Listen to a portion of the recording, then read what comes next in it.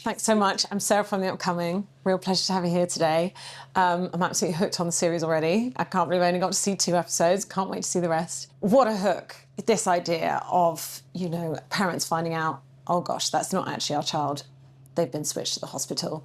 What was the draw, though, for each of you? I guess starting with you, James, since you were on from the beginning as exec producer. The draw for me started with the book, obviously 4 and a bit years ago. Kitty, it was in the first week of our company. We'd set up really recently, and she sent me this book she'd been given by a book agent, told me I had to read it immediately because we were meeting the writer in about 3 days' time, and I was shooting a movie upstate New York at the time, and she said, the only time JP Delaney can do is your 4 a.m, unfortunately. So I had to wake up in the middle of the night, basically, and take this meeting.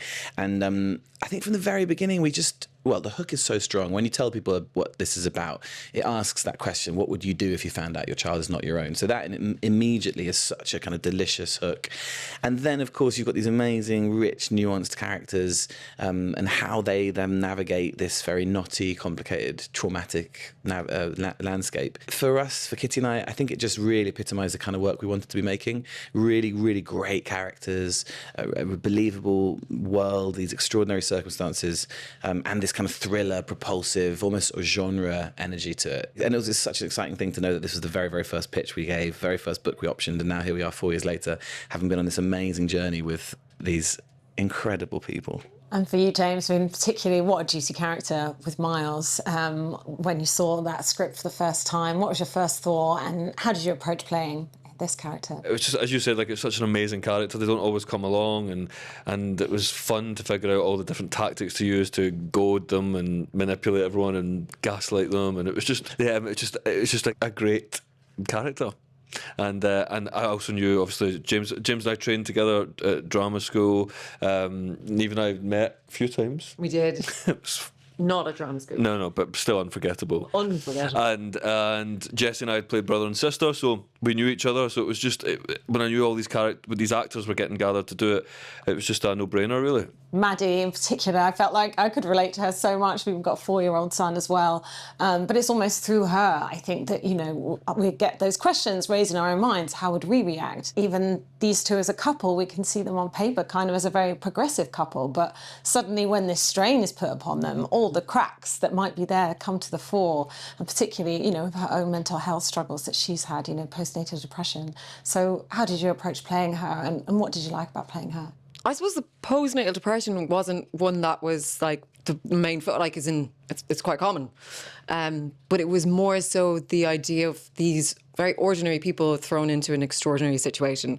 I think it's one of those ones where you go, how would I react in that situation? And I think Maddie does react in some situations as I probably would have. Yeah, I got sent the script, but I was told, this James is producing, he's in it. And McArdle and Jessie, and then I knew Kate was directing, and she was just an absolute dream. She draws out those performances because she loves working with, she loves actors, and it's such a beautiful set to be on when the director is trying to find more of these layers and complexities beyond the page. And I just love, the fact that it's, you do have these 4 completely different characters, all reacting differently to this sort of same piece of information, and sort of the sparks that go off between you. So the atmosphere must have just been so brilliant on set. What were some of the highlights, some of the most challenging moments? James, you had it Thomas, cycling up hills, almost being, at the edge of cliff faces. That was challenging. I had to run along the cliff edge. Running, the worst day of your life. Cycling, surfing.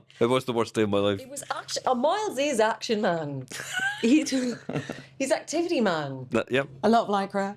Yeah, a lot of lycra. Why not? But it was. To be honest with you, it was all challenging in their own, in different ways. But the most exciting times was when the 4 of us would be together, and that would be spread out throughout the schedule. So they were, for me, the most exciting days on set when the 4 of us were together. We also were all kind of stuck down in Cornwall in a very happy way.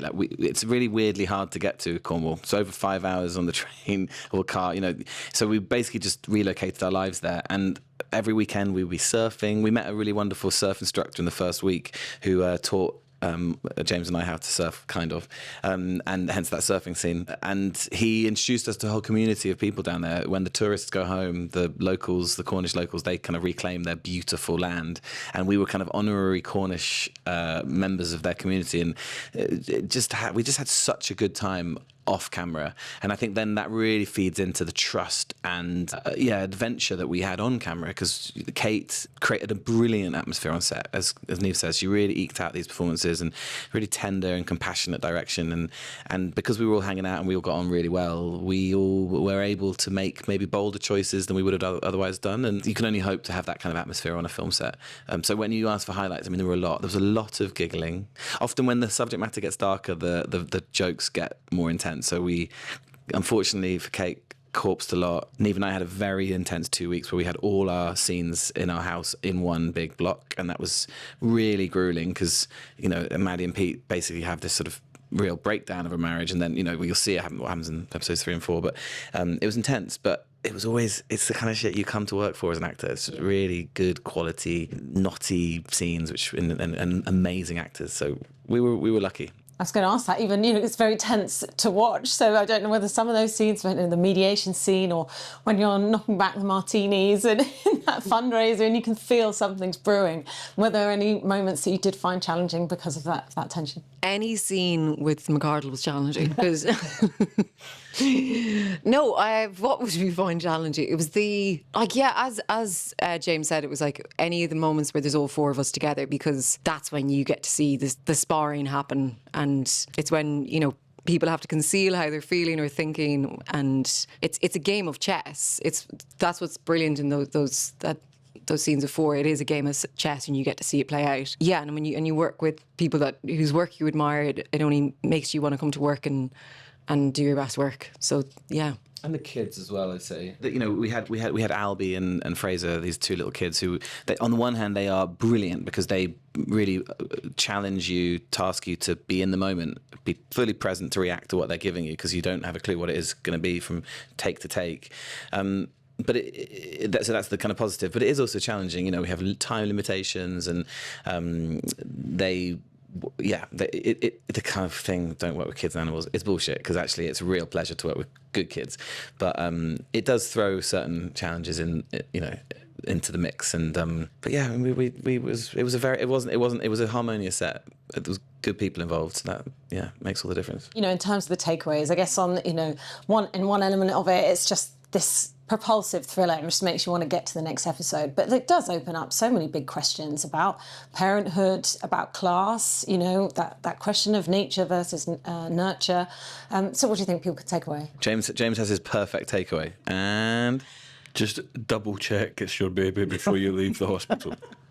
Okay, from my point of view, from Pete's point of view, I think one of the really interesting questions, which I hope will be a catalyst for a conversation, is around masculinity and what he thinks the role of a modern man is. And he thinks, probably wrongly, and he learns maybe over the course of the series, that to be on the right side of the argument, to be a progressive man isn't just to make space for your partner and step back and be passive. Because I think in the face of the patriarchy, I think Pete thinks that actually what he then should do as the new generation is to be like, he makes the very admirable choice to be a stay-at-home dad, and he gives up his career in order to empower Maddie. That's part of it, and that is very important. But also he has a role to play, and he has to step up, and particularly in the face of monsters like Miles, he has to be confrontational. You can't always just play nice, play passive, be an avoidant. So I think for me, it really asked important questions around what it is to be a modern man and what our role is, which hopefully will be a takeaway for some of the audience. You think people should double check if it's their kid? Anything else? It's just practical. That your weaknesses can be your strengths. Just play nice. Do you think? No, play nasty. Somewhere in between. Somewhere in between. Somewhere in between. Yeah. Thanks so much for sharing all that with me. Huge congratulations on the show. I can't wait to watch the rest of it, and for everyone else to get a chance to see it too. Thank you. Thanks so Thanks much. very much. Thank Cheers. you.